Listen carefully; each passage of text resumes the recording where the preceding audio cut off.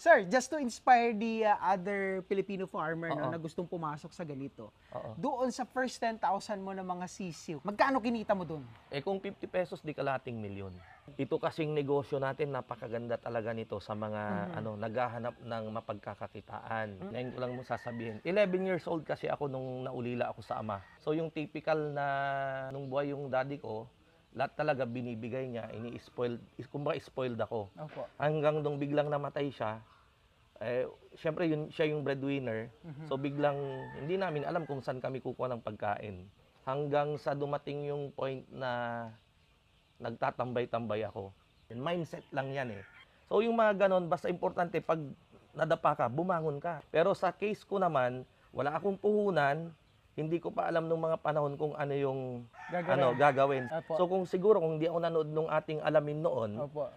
malamang wala rin ako sa ganitong industry. At naisip ko na sa pamamagitan ng pagnenegosyo, doon ako kikita at doon din ako aangat.